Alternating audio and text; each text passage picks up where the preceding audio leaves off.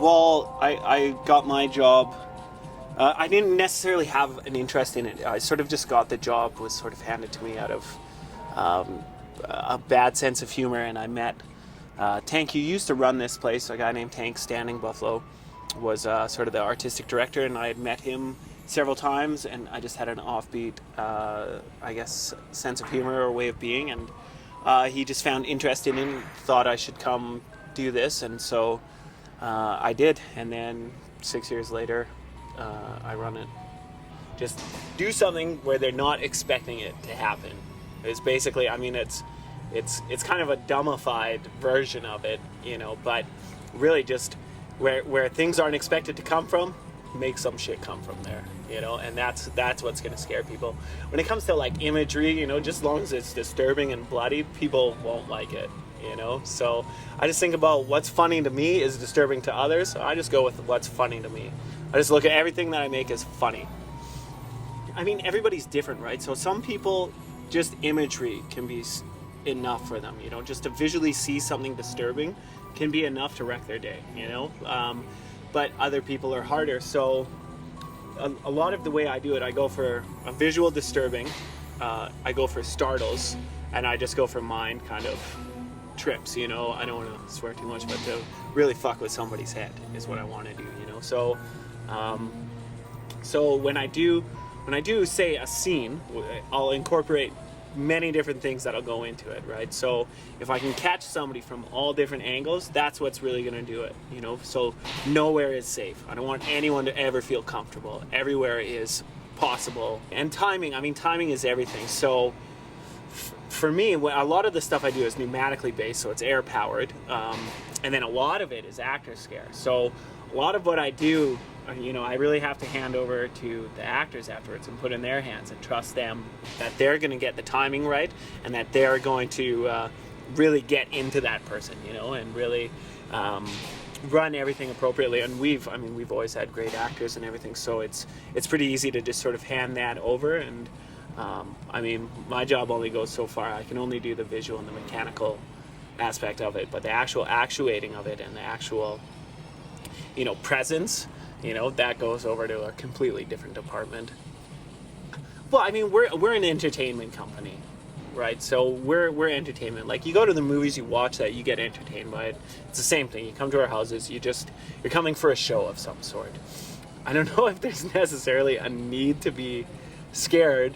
It's more of a want, you know. People like it. It's just the value of entertainment for them. So yeah, I don't know. I don't think people need necessarily it, but they want it. They just want to be entertained. People just want to have a good time. And for some people, being scared and the adrenaline of it and stuff like that is healthy for them, and it's a good fun night out for them.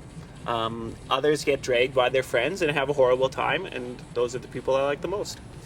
Our actors get hurt every year. It's inevitable. Some of it is just because people are assholes. Some of it is people's natural reaction to stuff.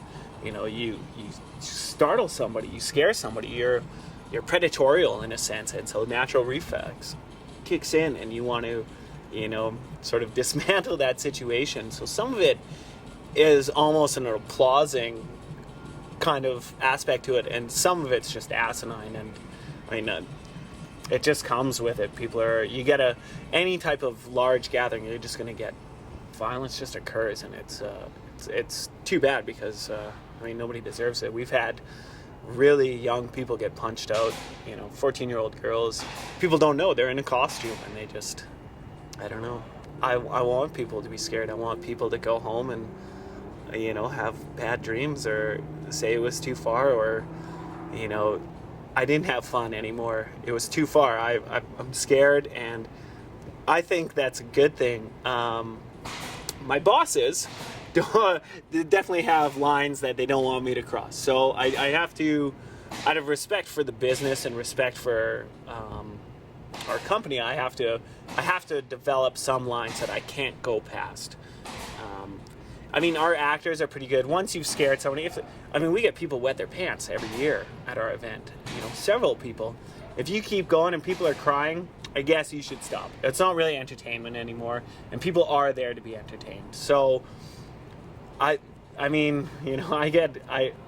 get caught up sometimes in trying to go too far with things, but number one, we are an entertainment company, so if people aren't really having a good time and they are crying or they're so scared that it's not fun anymore, then yeah, that is too far for what we do.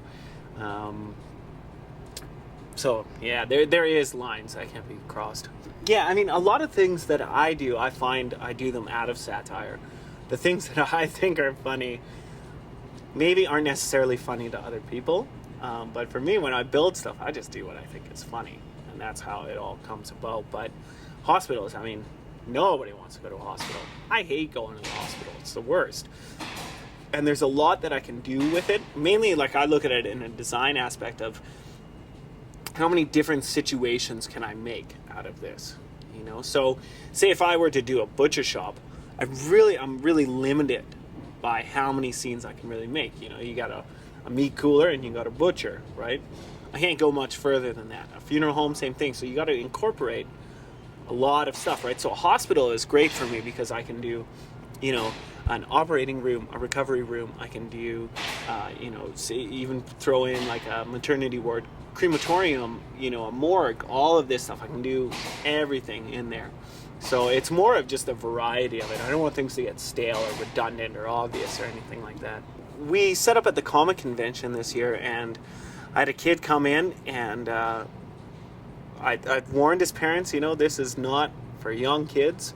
And that kid went in and instantly came out crying, and I felt bad because I knew he was really shooken up by a lot of the stuff we had in there. And so I turned on all the house lights, I got all the actors out, and I got the kid to go through it and sort of work his way through it. And when he came out, he felt great about himself. He was really happy that he had taken to it and walked through it. And I think a lot of people, when they get out of it, they feel better. They feel like they've done some sort of activity. Maybe it's probably not, you can't probably compare it to like skydiving or something like that, but I mean the adrenaline, after you get that rush, the way you feel, it's usually pretty good.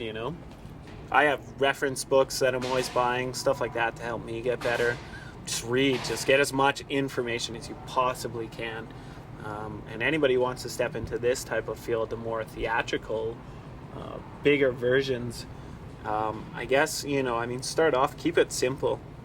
Don't overdo it. Don't, throw everything into one area. If you want to build a haunted house, really spread it out, get your designs solid, and get your friends to check it out and see what they think.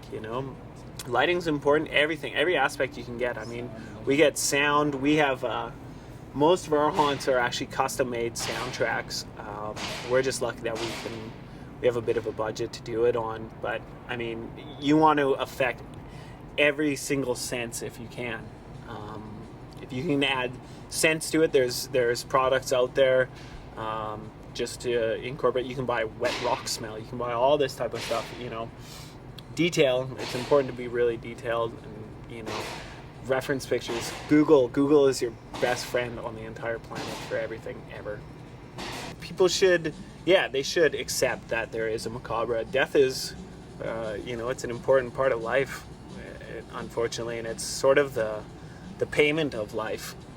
People should be comfortable with death and with the dark side of things, because it's there, it's relevant, and to not at least respect it or pay the fact that it's there is almost disrespectful, I think, to your life and to life in general. It's a part of it, and a very relevant part, something we're all going to go through. And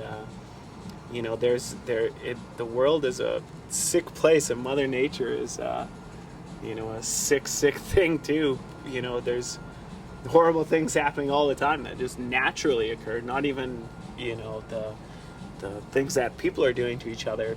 And you got to be comfortable with it, because it's going to happen throughout your whole life. So yeah, get comfortable with it, you know, make peace with it, because you can't get away from it, you know. It's very relevant, and yeah, I don't know.